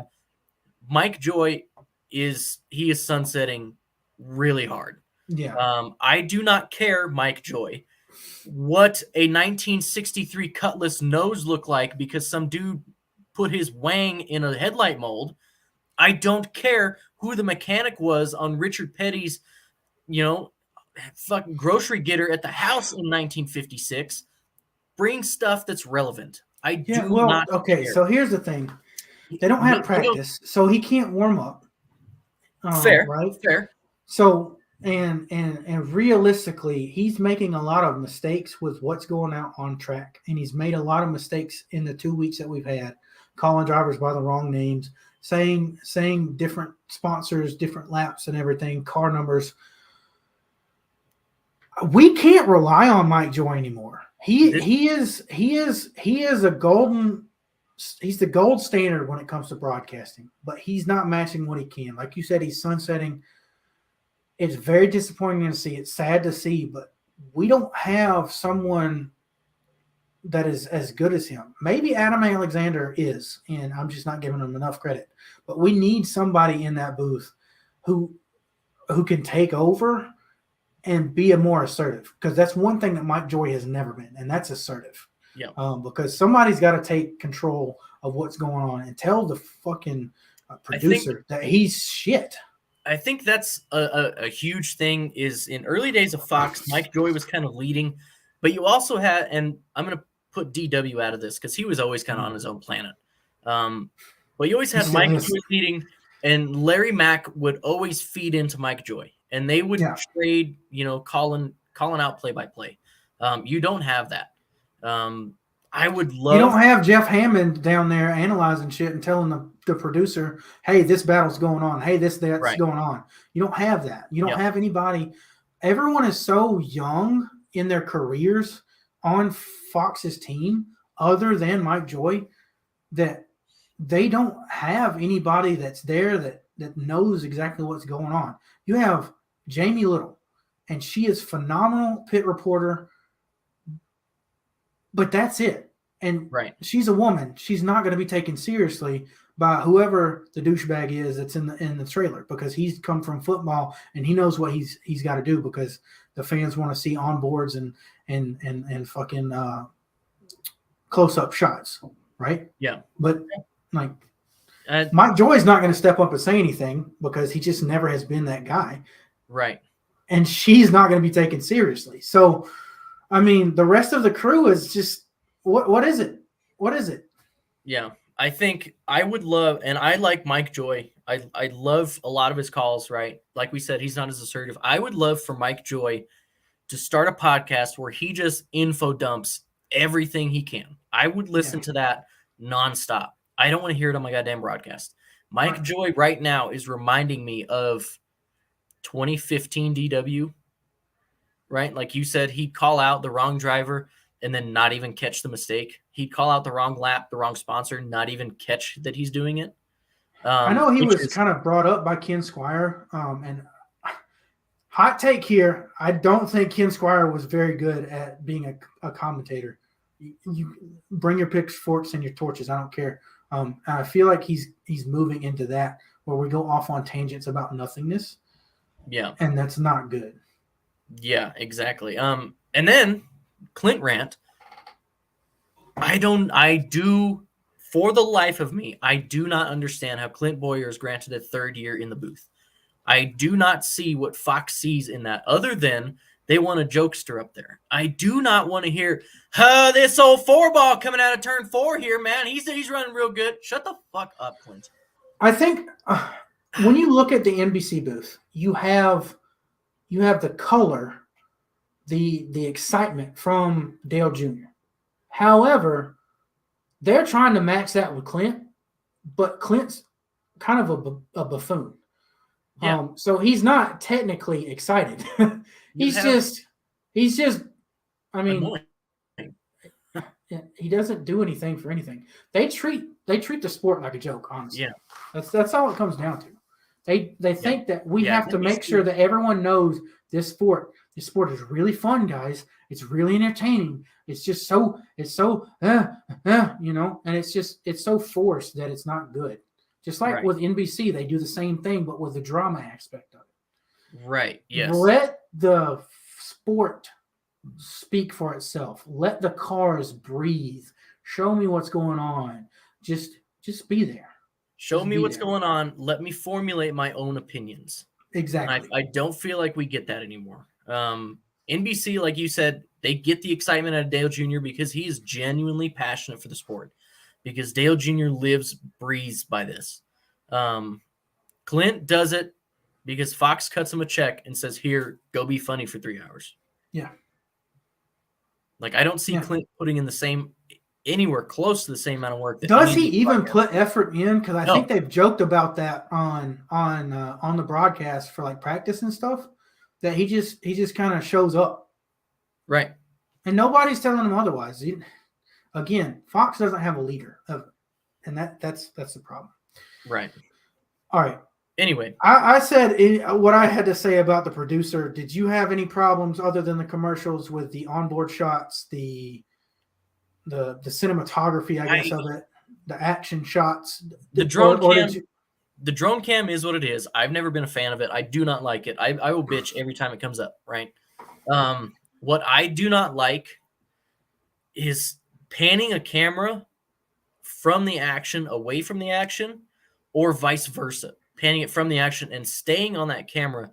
I would bet money that we've had at least 5 minutes of that broadcast of a bare spot on the track where nothing was going on. I don't mean they just accidentally cut to the wrong camera. Yeah. I mean they panned like this and followed him into the turn and then stayed there for 30 seconds or 10 seconds. It feels like an eternity. Yeah. Or they'll show And then that, they'd switch to the next camera, and it would be on the very front nose of a Ford Mustang sticker. I was like, Yeah. oh shit, Chase Briscoe's got 3 clods of rubber on his front left fender. And then it takes a second and a half for them to zoom out, and then by that time they're already through the corner. Like, what the hell is this? Yeah. We did a lot of complaining about the close-up shots. They're no better this year. But I would much rather take 45 different close-up shots per lap than bumper cams and unnecessary onboards. I like onboard shots. I like them when stuff's going on. I do not like to follow a guy for a lap of onboard every 5 to 7 laps. There's two reasons for this, right? There's replays during wrecks, and there's crank it up. I can deal with it for crank it up because it's cool to just go right for like 3 minutes straight or whatever it is. That's it. Even if they're not showing me anything. I will take 3 if it's to prove a point about something they're discussing in the booth. If Clint, for the one time a year that he brings up a solid point, wants to say, hey, in these cars, here's what you look for. And then they cut to the onboard and show you and circle it, right? Like Larry Mack used to do. I'm fine. I do not want to see Chase Briscoe for 5 laps going like this. Yeah, I do not care, especially when you're going to pixelate the goddamn shit. Yeah, and then that's a big one. I'm not even going to get into that because that's stupid. The cars have energy. The cars live and breathe. And when we can't see the cars, we can't see that. You can't experience the race. I'm sorry, but if I see cars going in the corner or the periphery of the camera, 3 cars going by, the split second that they go by in the 4 frames of this shitty ass camera on board, I'm like, okay, what happened? And then all of a sudden they zoom out, and you've got the train of Toyotas passing the train of Fords on the thing on the replay because they missed it on the onboard. And this is what you just saw riding with Chase Briscoe. Just stay out of the cars. Show me the race. Yeah, we could continue complaining forever. We've done about 500 miles, maybe 12 laps more by now. So final thoughts are going to be with the winner, and then we can go ahead and wrap it up. I think this is good for JTG Doherty. That is exactly what I said in our group chat. I said, I am so excited for Brad Doherty because he finally got a 500 win, and he's been here longer than Mr. Michael Jordan. And I want to point out that I started calling him Ricky Spinhouse or Ricky, what you've all heard my nicknames for him. The super speedway wrecks really started after Ricky got that win at Daytona. Mm-hmm. This second career win. That's when he started getting balls way too big for his own mind and making dumb moves and dumb blocks and wrecking fields. I think that come Atlanta and come Talladega, Ricky Stenhouse is going to cause at least one massive wreck by being stupid. He is more mature now, so I don't know. No, I don't. I still think he's a fly by the seat of his pants. He knows what kind of situation him and his team are in. He's going to be desperate. He's got confidence now. Dangerous. So that's not a good look. Okay, I'm gonna have to go the opposite. I think we're at a bigger part of his career now, and we were even thinking. You said it yourself that you think that with Sonny D going over to Kevin Harvick, that they might be closing that 47 car down and Ricky being the guy in the 4 car. That was something that you said prior to the 500. Yep. This does good for the bank account. This does good for them moving forward, continuing to be a spot on NASCAR's field. But I think that personally, this was bound to happen, and I can't be mad that it was Ricky Stenhouse Jr. Because when you say the top 5 speedway drivers are Hamlin, Wallace, Blaney, Logano, and Keselowski, who's your number 6? It's Ricky Stenhouse Jr. Bullshit. I mean, it is. Realistically, if you didn't hate his guts, it would be. You're biased. Shut the hell up. No, definitely not Austin Dillon. So I think this was bound to happen. I didn't expect it to be this weekend. Right. Yeah, I'm really excited for Brad Daugherty moving forward. Yeah, me too. It's going to be a shot in the arm for that team. That is really because his passion has been with the sport forever. He's been a great broadcaster, a great team owner. I'm glad that he finally got something other than just Marcus Ambrose winning at a road course. This is AJ Allmendinger. AJ Allmendinger at a road course. I'm glad to see that 47 in victory lane. I could care less about Ricky Stenhouse Jr. He's just been neutral for me since the inception of his career. So I don't know. He's from Mississippi. Mississippi's not that great. Kind of the butthole of the country. Yeah. So poorest state in the nation. Let's go. Yeah. Yeah. Brett Favre. They got a 500 win now though. They got that going for them. Oh yeah, that about wraps it up. I think we both agreed that overtime tainted this, but not necessarily for the winner itself. Right. But I mean, I don't know. We could have had a 1998 situation like we heard from Kyle Busch multiple times. And I honestly think that seeing him win with RCR in the first points race would have been phenomenal. And as bad as JGR has treated their drivers in the past, other than his godchild Denny Hamlin, I think I would have laughed my ass off. We could have had the most emotional Kyle Busch interview ever had he won that. Yeah, if we'd have just ended under caution, this would have went down as one of the top 3 greatest Daytona 500s in history. In history, yeah. Yeah, but it didn't. Oh well, so. Such is life. Well, that's NASCAR for you. All right. Well, I'll go. I'll ask you this though: is there anything that we need to say going forward? I mean, other than we got Auto Club coming up, so last time, on the 2-mile track. I think we can do our whole opinions on the reconfiguration next week when we do our Auto Club recap. Yeah. And I think an Auto Club preview would just be kind of like beating a dead horse because we don't know who's what yet. We'd just be bringing up names from late last season. Names everyone else thinks. I will say, watch out for Eric Jones this weekend. He was really strong there last year. Absolutely. He is damn good at the sandpaper tracks that wear out tires. Our fan field picks are coming for that. You'll see who we all had. Names like Chastain, Larson, Reddick, of course, like you just said, Jones. Those guys are ready to go. Next week, I'm hoping somebody joins you, Colton, and it's not just the Cranmore show.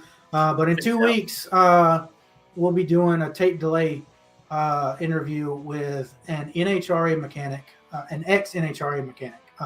Their season starts on Thursday the 9th. I don't know where. I think it's in Gainesville in Florida. Mm-hmm. But International. I'm going to learn a lot because I don't really give a shit about straight racing. So we're going to learn a lot, and that's going to be fun. So we hope to see you the next 2 weeks talking about Auto Club and then the NHRA opening weekend. So that'll be coming out on Wednesday the 8th. I'll be going to Mexico again. So yay. Wedding planning almost over. I'm looking forward to that. So I can't wait for all that to happen. I hope you guys have a good weekend. Follow us as always on Twitter, Facebook. I almost said MySpace, like we have one of those. TikTok and Instagram at FanFuelMSM, capital F, capital MSN. Check us out on the web at www.fanfuelmotorsports.com and head over to Facebook at Pick 4 Fantasy Series, capital P, number 4, capital F, capital S. That's the first time I did that, so that was a little bit of a tongue twister. Come play Fantasy NASCAR with us. Only 12 people came out for the Daytona 500, but you'll get 85% of last place points, and you can race the rest of the year. Come do that with us, please. It's really fun. Yep. Other than that, it's been a good show, Colton. Nice to talk to you again after the Daytona 500, and we'll see you guys next time. All right, bye.